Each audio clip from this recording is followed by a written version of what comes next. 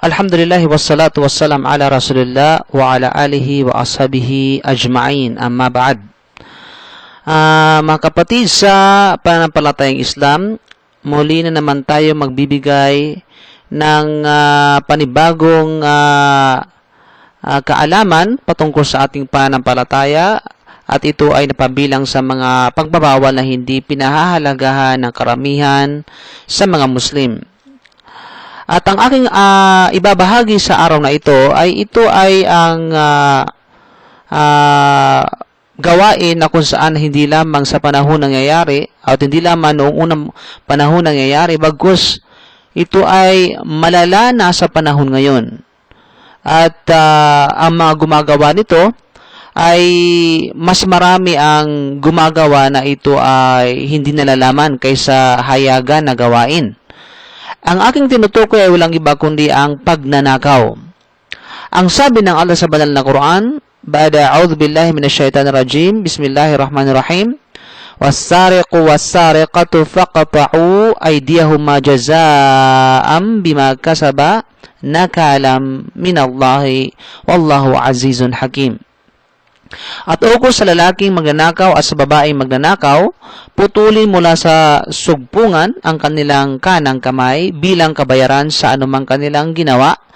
Isang kaparusahang magsisilbing halimbawa mula sa Allah, at ang Allah ay kayap na makapangyarihan ang tigib ng karunungan. Ito ay matatagpuan sa Surah Al-Ma'idah, chapter 5, verse 38 ng banal na Quran.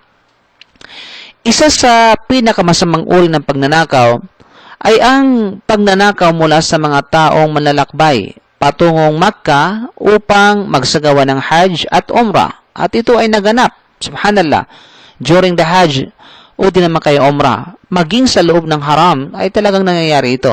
Subhanallah, nasallallahu al-afiyah. Ang magnanakaw na ito ay walang paggalang sa hangganang kautosang itinalaga ng Allah subhanahu wa ta'ala sa pinakamagandang relihiyon na ito, ang lugar, which is sa mundo at sa paligid ng bahay ng Allah. Ito ay walang iba kundi yung Kaaba. Sa naitala hingil sa Salatul Kusuf para sa paglalaho ng araw o ng eclipse, ang Propeta sallallahu alaihi wasallam ay nagsabi noong panahon na kung saan ay nag-eclipse sa kanyang kapanahunan. Sabi niya, ang impyerno ay nailapit at iyan ay nang makita ninyo akong humakbang paurong, sapagkat nangamba ako sa init nito na makalapit sa akin. Nakita ko roon ang isang lalaki na may baluktot na baston na inihila ang kanyang bituka sa apoy. Nagnanakaw siya mula sa mga manlalakbay sa Hajj sa pamamagitan ng kanyang baluktot na baston. Kapag siya ay kanilang namataan, siya ay nagsasabi, ito'y nasagi lamang na aking baston. At kapag sila ay hindi nakamasid sa kanya, kinukuha niya ang anumang bagay na kanyang ninakaw. Subhanallah.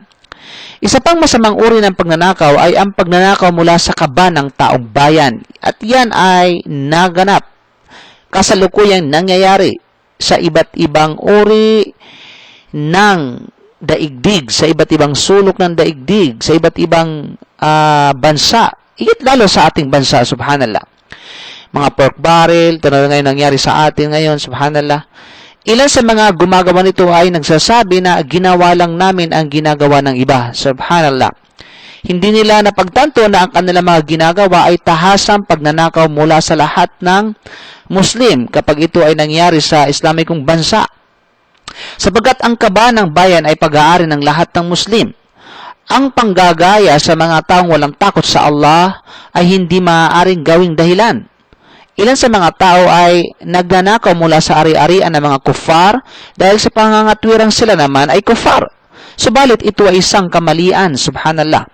Ang tanging ari-arian ng kuffar na ipinahintulot sa ating kamkamin ay yaong ari-ariang pag-aari ng kuffar na tahasang nakikipaglaban sa mga Muslim na hindi dapat ipinapataw sa bawat di mananampalataya o sa isang kumpanya na pag-aari ng mga kuffar. So, malinaw? So, mga bagay na mga maaari lamang nating angkinin sa kanila, mula sa kanilang ari-arian, mula sa mga kuffar, ay yaong tahasang nakikipaglaban sa mga Muslim sa tinatawag na ari-arian ng mga Muslim.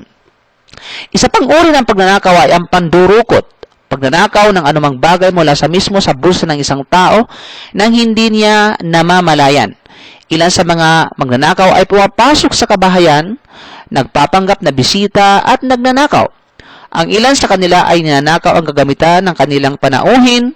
Ang ilan naman, kasama na rito ang mga kababaihan, ay pumupunta sa tindahan at nagtatago ng anumang bagay sa kanilang mga bulsa o sa ilalim ng kanilang mga kasuotan. Usong-uso sa atin yan.